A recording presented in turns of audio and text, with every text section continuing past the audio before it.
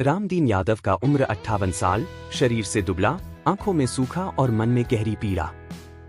उसका एक ही बेटा था, विनोद यादव, जो भारतीय सेना में सिपाही था और अब शहीद हो चुका था। 3 साल पहले कश्मीर के पुलवामा सेक्टर में जब दुश्मनों ने हमला किया था, विनोद ने अपने बाकी साथियों के साथ मोर्चा लिया था। गोलीबारी में उसके सीने में 2 गोलियां लगी थी। अस्पताल पहुंचने से पहले ही दम तोड़ गया था। पूरे गांव ने तिरंगे में लिपटे उसके शव को देखा था। उस दिन गांव में हर कोई रोया था, कुछ गर्व से, कुछ दर्द से। लेकिन आज 3 साल बाद वही रामदीन, जिसकी झोपड़ी के ऊपर तिरंगा कभी नहीं उतरा था, दर-बदर भटक रहा था।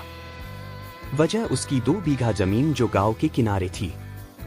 अब गांव के एक दबंग नेता बलवंत सिंहासन ने कब्जा कर ली थी। बलवंत सिंह पंचायत का पूर्व प्रधान, दबंग, चालाक और पुलिस तक उसकी पहुंच थी। रामदीन की जमीन सड़क के बिल्कुल पास थी। सुना था वहां एक पेट्रोल पंप खुलने वाला है और उसकी कीमत अब लाखों में हो गई थी।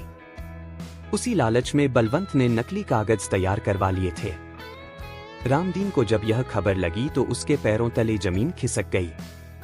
पहले वह पंचायत गया, वहां एक बाबू ने उसकी सुनवाई ही नहीं की।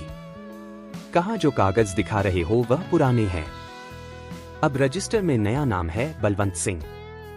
पर साहब यह तो फर्जीवाड़ा है।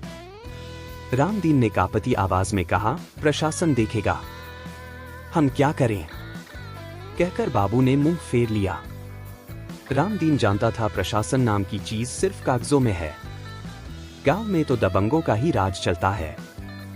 वो सीधे वांठाने मत गया, जहां खौरा थाना जो 12 किलोमीटर दूर था। लेकिन वहां भी उसे निराशा ही मिली।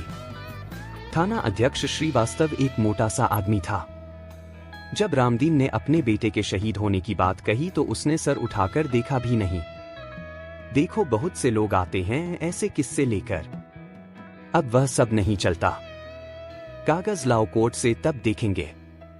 पर थानेदार साहब, मेरे पास बेटे की शहादत के प्रमाण हैं और वह जमीन तो हमारी पुश्तैनी है। समय बर्बाद मत करो, निकलो यहां से। कहकर उसने दरवाजा बंद करवा दिया। रामदीन वहीं थाने के बाहर बैठा रहा।